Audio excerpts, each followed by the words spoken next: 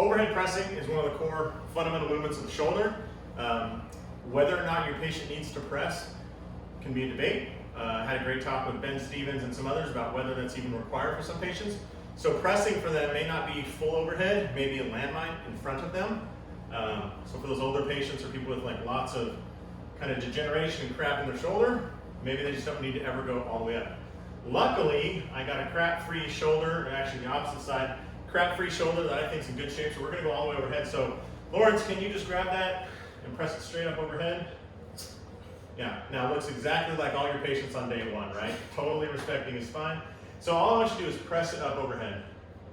Good, and you see that there's very little motion between here and the floor because he's a trained professional. So bring it back down. Now Lawrence, can you imitate somebody day one learning how to press? Sure.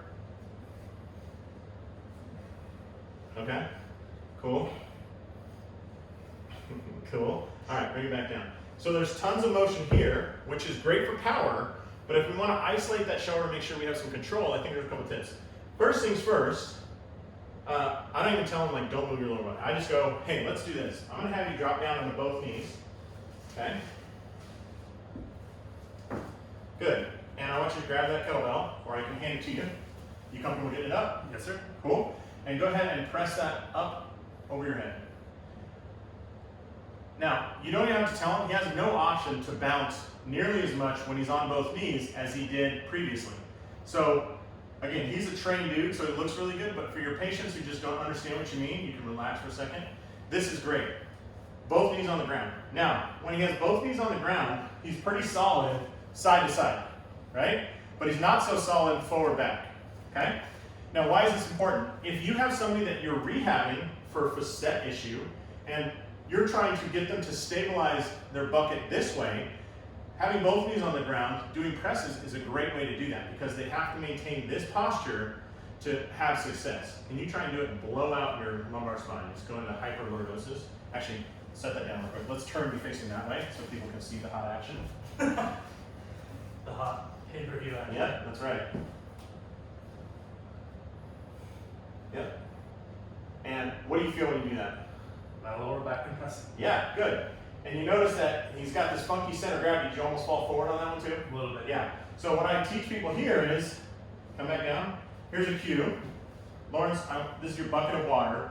Tilt your bucket forward to pour water out, and now tilt your bucket back to pour. Okay, I want water to stay in the bowl the whole time. Okay? Do not lose water out the front or back. All I'm teaching him is neutral pelvis, but I feel like that language works well. Is your bucket in the right place? Yep. Now press. Awesome. That to me looked really smooth. How'd it feel to you? Strong. Yeah, so I'm the greatest coach in the world. All right, let's have you turn face the camera one more time. Now, if instead you are rehabbing this person off of rotation or lateral flexion, they can't seem to control their spine that way, it's better to go to a half kneeling, so I'm just gonna have you put one foot forward. Fantastic. Good, and now he's super stable forward back. He's not so stable side to side. He has to put a hand down if I push him too hard, yeah. So what I want you to do is grab that kettlebell. I start with the kettlebell over the pillar. So this knee is down, I start here. Go ahead and press. Awesome. Is that easy? Yeah? So I think this presets them into pelvic neutral, so it doesn't really teach them much because it allows them the benefit of the doubt here. Okay, now switch to the other side. And now what he has to learn is to transmit that force through his core. So stay up there for me. That way it's coming down here, it has to transmit across here to find our point of stability down here. And go ahead and do a couple more reps. Which side is harder for you? a little bit here. This one? A little bit more difficult? Cool. And set that down. Awesome. So that's a great way to use the shoulder press for shoulder rehab, but also core rehab, spine rehab, things like that.